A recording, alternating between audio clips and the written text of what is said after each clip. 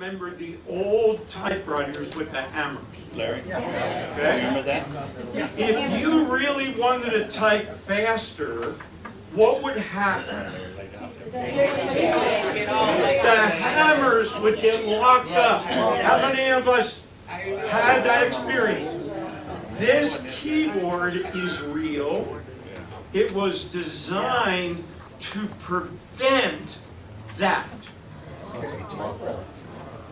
How many would agree that this probably won't be accepted by the majority of people in the world? Now, take a look at the two sides. Do you see a pattern at all about the difference between this side and this side? A lot easier to come up with the why nots than the whys. All right, is one side or the other more emotional rather than logical? Yes. Which side is more emotional? Why not side versus the why side? Does it make the logic of this side any different? No. Okay? If you started here, if your attitude about a particular change was, this ain't going to work, we've done it this way all along, all of the reasons and all the things that we think about, could you have seen some of the things on this list? Some of them. Some of them. Would it have been harder to get there? Yes. Okay. Do you think logically most people would get here if they started here? No. No. Okay. Now, here's my submission to you. As human beings, our attitude and our mindset is, why not first?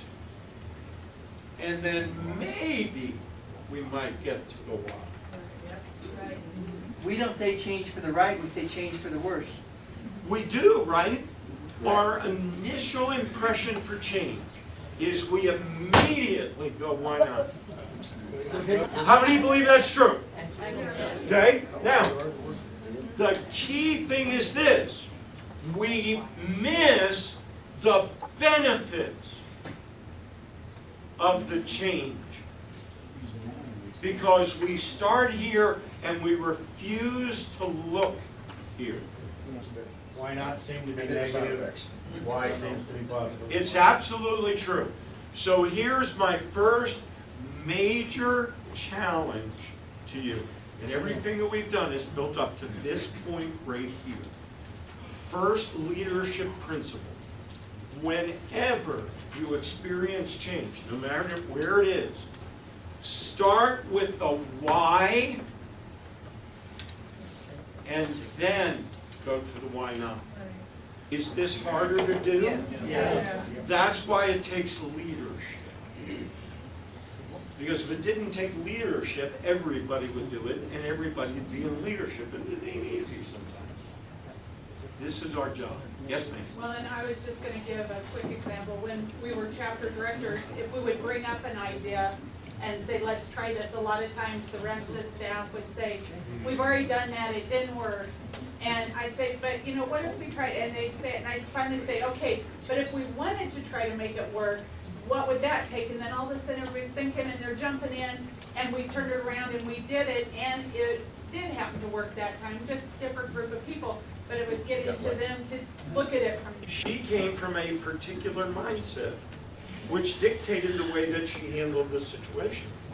Now, our mindsets dictate the way that we handle situations.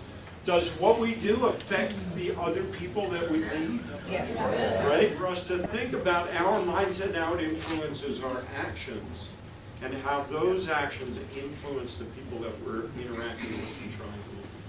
Because it's definitely going to have an impact. Thank you for that example.